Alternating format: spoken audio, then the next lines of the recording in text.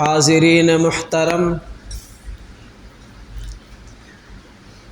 اللہ تبارک و تعالی نے کچھ عبادتیں ایسی رکھی ہیں کہ ان عبادتوں کے کچھ مخصوص وقت ہے، کچھ خاص دن ہے کہ وہ عبادت صرف ان ایام میں ادا کی جا سکتی ہے، ان ایام کے علاوہ یا ان وقتوں کے علاوہ ادا نہیں کی جا سکتی۔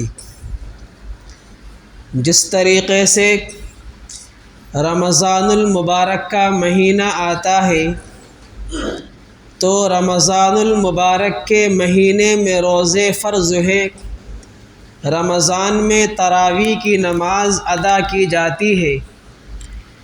یہ دو عبادتیں ایسی ہیں کہ آپ ان کو رمضان کے مہینے میں ادا کریں گے، بظاہر اگر دوسرے دنوں میں ادا کریں گے تو وہ نفلی عبادت شمار ہوگی۔ تو جیسے ہی رمضان المبارک کا مہینہ ختم ہوتا ہے تو یہ عبادتوں کا سلسلہ چلتا رہتا ہے۔ رمضان کا مہینہ ختم ہونے کے بعد فوراً حج کے مہینے شروع ہو جاتے ہیں۔ شوال کا مہینہ آتا ہے، ایک شوال کو ہم لوگ عید الفطر مناتے ہیں۔ اس کے بعد شوال کے 6 روزے جو اپنے اندر ایک بہت بڑی فضیلت اور بہت بڑا ثواب رکھتے ہیں۔ شوال کے مہینے کی فضیلت یہ ہے کہ تقریباً اللہ کے نبی صلی اللہ علیہ وسلم نے اس مہینے کے اندر 4 نکاح فرمائے ہیں، اور عائشہ رضی اللہ عنہا کا نکاح اور رخصتی شوال کے مہینے میں ہوئی ہے۔ اس کے بعد ذی قعدہ کا مہینہ شروع ہوتا ہے جو چل رہا ہے، آج 12 ذی قعدہ ہے۔ تقریباً آج سے 27 یا 28 دن کے بعد عید الاضحیٰ ہے۔ بہت سے لوگ اس مہینے کو نحوست کا، منحوسیت کا مہینہ سمجھتے ہیں اور اس مہینے کے اندر شادی بیاہ وغیرہ کو غلط سمجھتے ہیں۔ تو آپ کو بتا دوں کہ اللہ کے نبی صلی اللہ علیہ وسلم نے اپنی زندگی کے اندر 4 عمرے کیے ہیں، اور 4 عمرے اس مہینے کے اندر کیے ہیں۔ تو یہ مہینہ بھی فضیلت والا ہے۔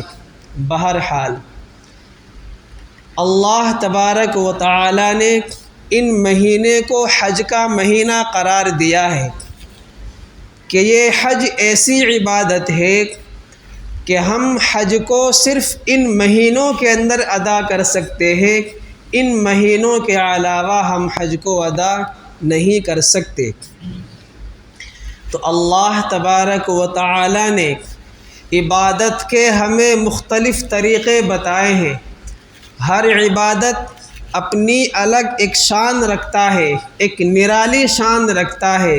نماز کی الگ شان ہے، روزے کی الگ شان ہے، حج کی، زکوٰۃ کی، سب کی اپنی الگ الگ شان ہے۔ لیکن اللہ نے عبادت کو 3 حصوں پر تقسیم کر دیا ہے۔ ایک عبادت بدنیہ، یعنی جس عبادت کو ہم بدن کے ذریعے ادا کرتے ہیں، جیسے نماز، روزہ وغیرہ، کہ ہم ان عبادت کو صرف اپنے بدن کے ذریعے ادا کرتے ہیں۔ اور ایک ہے عبادت مالیہ کہ ہم اس عبادت کو صرف مال کے ذریعے ادا کرتے ہیں، بدن کا اس میں کوئی دخل نہیں ہوتا، جیسے زکوٰۃ، قربانی۔ ہم ان عبادت کو صرف مال کے ذریعے ادا کرتے ہیں۔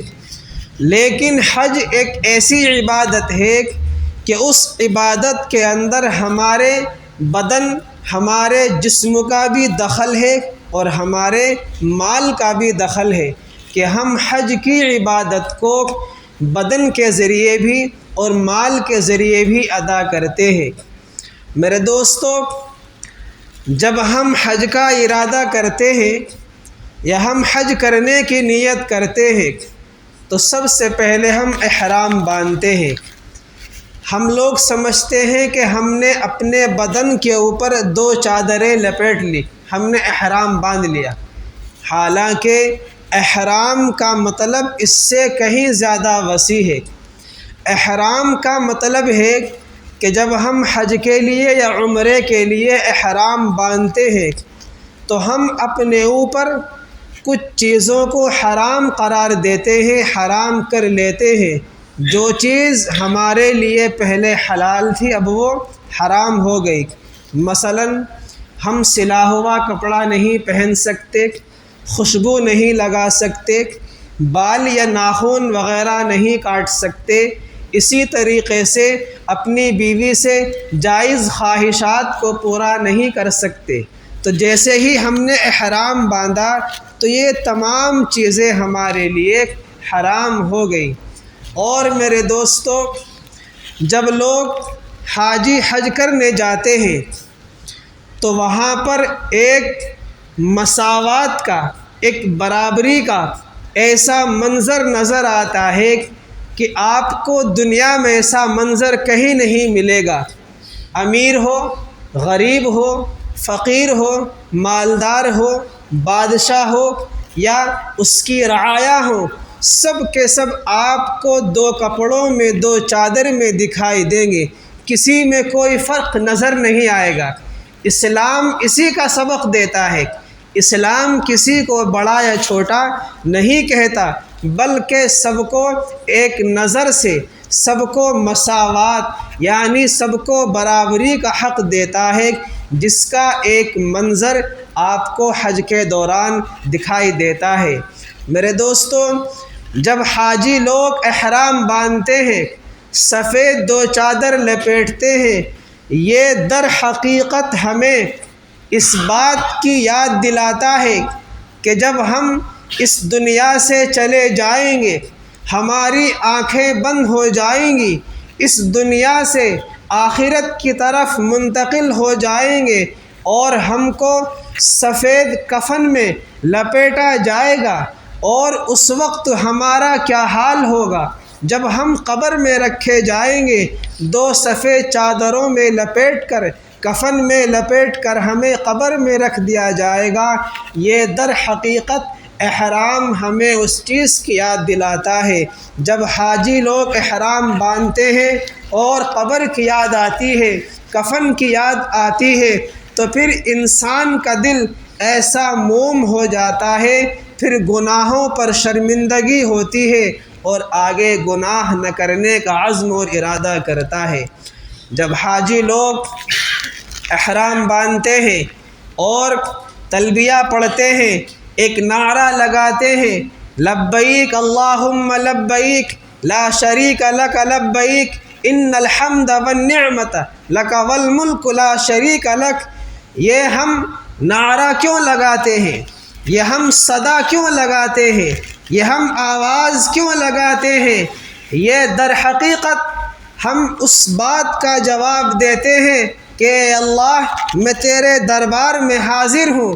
اے اللہ، میں کیوں حاضر ہوں؟ میں حاضر کیوں ہوں؟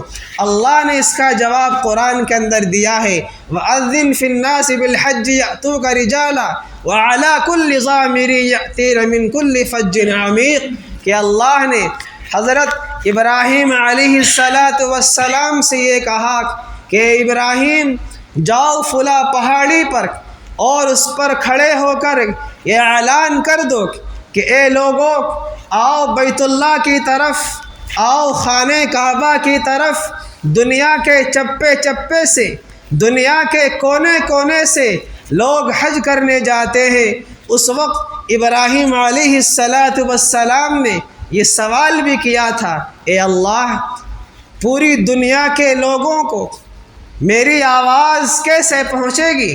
اللہ نے فرمایا، اے ابراہیم، آواز لگانا، اعلان کرنا تمہارا کام ہے، اور آواز کو بندوں تک پہنچانا ہمارا کام ہے۔ تو جب حاجی لوگ حج کرنے جاتے ہیں اور یہ نعرہ پڑھتے ہیں، یہ تلبیہ پڑھتے ہیں، لبیک اللہم لبیک، اے اللہ میں حاضر ہوں، یہ در حقیقت اس آواز کا جواب دیتے ہیں جو آواز آج سے تقریباً 5000 سال پہلے حضرت ابراہیم علیہ السلام نے جو اعلان کیا تھا، اے لوگو آؤ بیت اللہ کی طرف، تو ہم حاجی لوگ اس اعلان کا جواب دیتے ہیں۔ میرے دوستو، جب حاجی لوگ پہنچتے ہیں، خانہ کعبہ پہ جاتے ہیں، خانہ کعبہ کا طواف کرتے ہیں، تو یہ طواف ایسی لذیذ عبادت ہے کہ اس روئے زمین کے اوپر اس عبادت سے زیادہ مزہ کسی عبادت میں نہیں آتا۔ جو لوگ حج کر کے آ چکے ہیں وہ لوگ میری اس بات کی گواہی دیں گے کہ اللہ تبارک و تعالی نے طواف کے اندر جو مزہ رکھا ہے، طواف کی عبادت میں جو حلاوت، جو شیرینی اور جو چاشنی اور جو مٹھاس رکھا ہے، اور وہ کسی عبادت میں ہمیں نظر نہیں آتا۔ میرے دوستو، انسانی فطرت ہے، انسان کا یہ گمان ہے کہ جب انسان کسی سے محبت کرتا ہے تو اس انسان کا یہ جی چاہتا ہے کہ میں جس سے محبت کروں اس کے دروازوں کو چوموں، اس کو گلے لگاؤں، اس کو میں تمام ساری اس سے باتیں کروں۔ لیکن میرے دوستو، جب ہم اللہ سے محبت کرتے ہیں تو اب ہم اللہ سے محبت کا اظہار کیسے کریں؟ دنیا میں تو ہم لوگوں سے اپنی محبت کا اظہار کر دیتے ہیں، لیکن اللہ سے اپنی محبت کا اظہار کیسے کریں؟ اللہ کو تو ہم براہ راست گلے نہیں لگا سکتے، اللہ کو تو ہم براہ راست نہیں چوم سکتے۔ تو اللہ نے ہماری اس فطرت کا، ہماری اس عادت کا خیال رکھا کہ جو لوگ مجھ سے محبت کا اظہار کرنا چاہتے ہیں وہ آئیں، میرے اس گھر پہ آئیں اور میرے اس گھر کے چکر لگائیں، اور جو لوگ مجھے چومنا چاہتے ہیں، میں نے اس گھر کے اندر ایک پتھر رکھا ہے جس کو ہم حجر اسود کے نام سے جانتے ہیں، آؤ اس کو چومیں۔ اور جو مجھ سے لپٹنا چاہتا ہے، مجھ سے لپٹ کر رونا چاہتا ہے، تو میرے اس گھر کے دروازے اور حجر اسود کے درمیان ایک دیوار ہے جس کو ملتزم کہتے ہیں، اس دیوار پہ چمٹ جاؤ، اور چمٹنے کے بعد آپ لوگ جو دعائیں مانگیں گے وہ دعائیں ہماری ضرور قبول ہوں گی۔ میرے دوستو، اسلام تو شرک کے خلاف ہے۔ اسلام تو یہ بات کہتا ہے کہ جو لوگ بت پرستی کرتے ہیں یا بتوں کو پوجتے ہیں، اسلام سے نکل جاتا ہے، اسلام کے دائرے سے خارج ہو جاتا ہے۔ لیکن یہاں پر پتھروں کو چومنے کے لیے کہا جا رہا ہے، یہاں پر ملتزم کو چمٹنے کے لیے کہا جا رہا ہے۔ میرے دوستو، خوب سمجھ لیں کہ خانہ کعبہ کی ذات میں کچھ نہیں رکھا، اس حجر اسود کی ذات میں کچھ نہیں رکھا۔ اگر ہمارے لیے کوئی چیز ضروری ہے، اگر ہمارے لیے کوئی چیز واجب ہے تو وہ صرف اور صرف اللہ کا حکم ہے۔ اللہ نے فرمایا کہ اس گھر کا طواف کرو تو ہمیں کرنا پڑے گا۔ اللہ نے فرمایا حجر اسود کو چومو تو ہمیں چومنا پڑے گا۔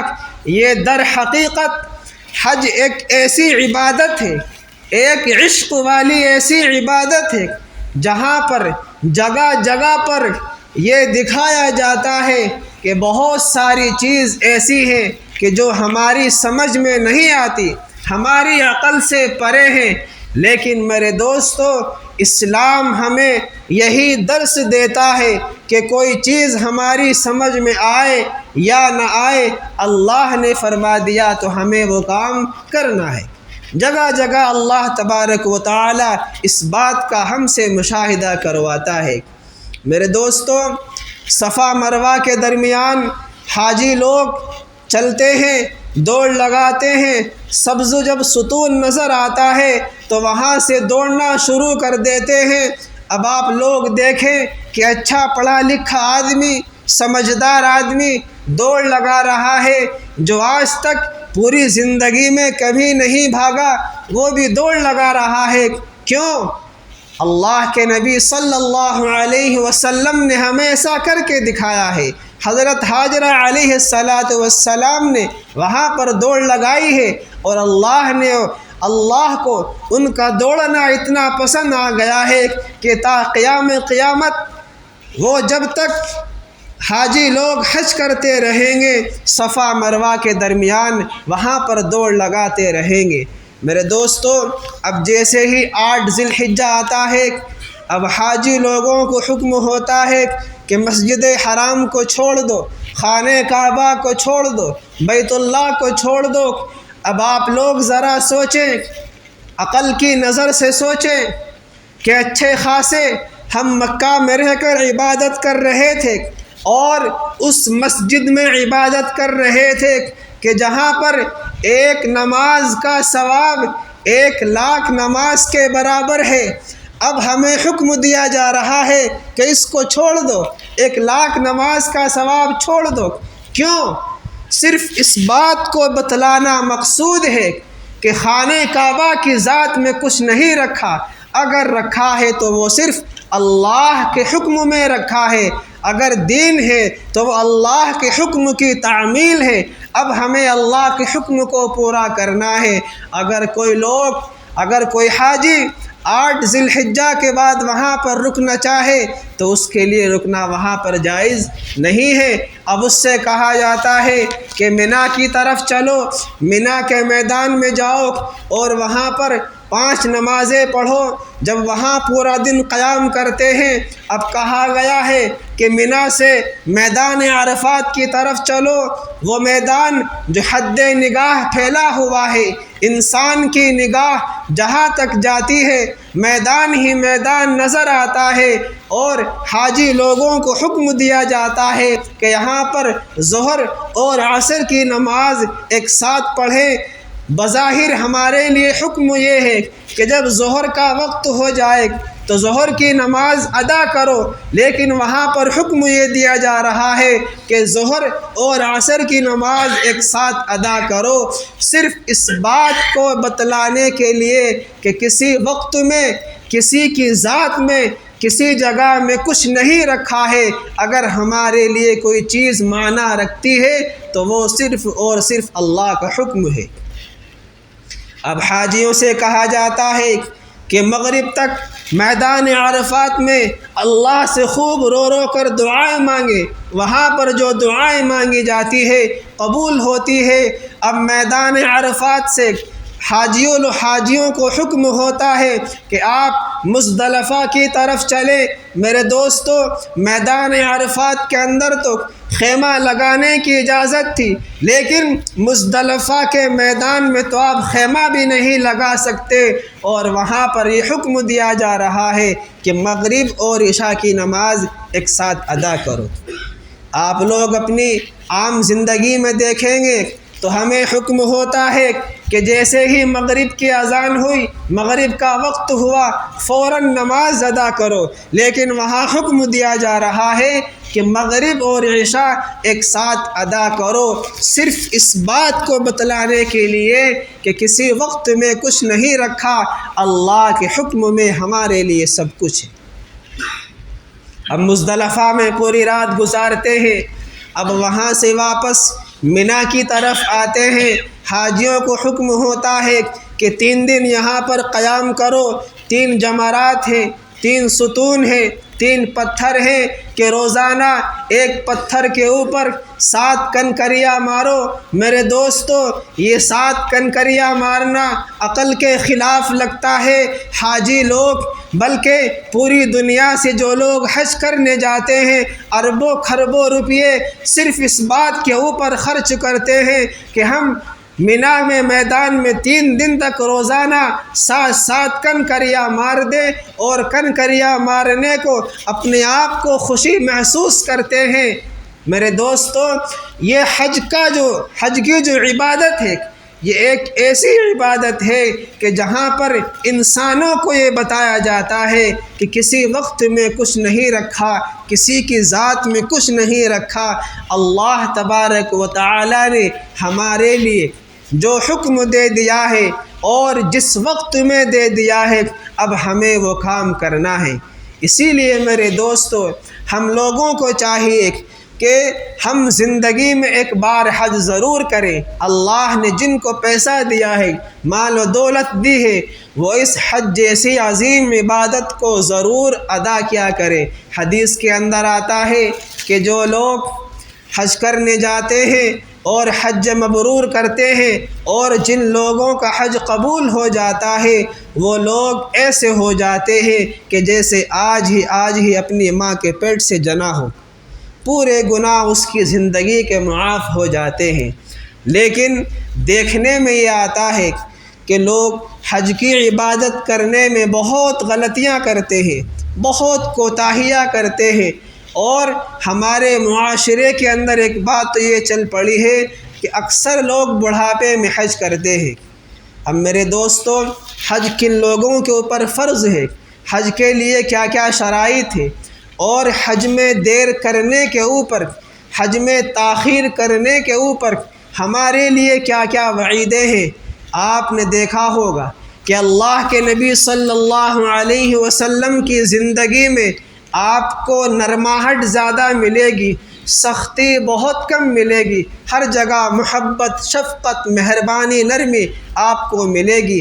لیکن اللہ کے نبی صلی اللہ علیہ وسلم نے فرمایا کہ جو لوگ بلا وجہ حج میں تاخیر کرتے ہیں، مال و دولت اور سارے اسباب ہونے کے باوجود حج کی عبادت نہیں کرتے، تو اس ایمان والے کی کوئی گارنٹی نہیں ہے کہ وہ یہودی ہو کر مرے، نصرانی ہو کر مرے، عیسائی ہو کر مرے، اس بات کی کوئی گارنٹی نہیں ہے۔ تو اس لیے جن لوگوں کو اللہ نے مال دیا ہے، پیسہ دیا ہے، اور حج کے لیے کتنے پیسوں کی ضرورت ہوتی ہے، کوئی انسان صحت مند ہے اور اس کے پاس اتنا پیسہ ہے کہ وہ حج کا پورا خرچ اٹھا سکتا ہے، آنا جانے کا، وہاں پر رہنے سہنے، کھانے پینے کا، اور اپنے بیوی بچوں کے لیے کا، پورے 40 دن کا خرچ چھوڑ کر چلا جائے۔ اتنا پیسہ اگر کسی کے پاس ہے تو اس کے اوپر حج فرض ہو جاتا ہے۔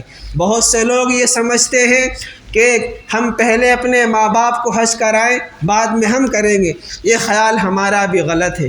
اگر کسی کے باپ نے حج نہیں کیا اور اولاد اس قابل ہو گئی کہ اس کے اوپر حج فرض ہے، تو اب اس کے لیے جانا ضروری ہو گیا ہے۔ اسی طریقے سے بہت ساری بدعات، رسومات، خرافات ہمارے معاشرے کے اندر پھیل گئی ہے، جن کو ختم کرنے کی ضرورت ہے۔ بس آپ اتنا سمجھ لیں کہ کسی کے پاس اتنی مال و دولت ہے کہ وہ حج کر کے واپس آ سکتا ہے اپنی بیوی بچوں کا خرچ دے کر، تو اس کو چاہیے کہ وہ سب سے پہلے اپنی زندگی میں حج کرے۔ تو کریں گے انشاءاللہ۔ اللہ تعالی عمل کے توفیق عطا فرمائے۔ جن حضرات نے سنتیں نہیں پڑھی، سنتیں پڑھ لیں۔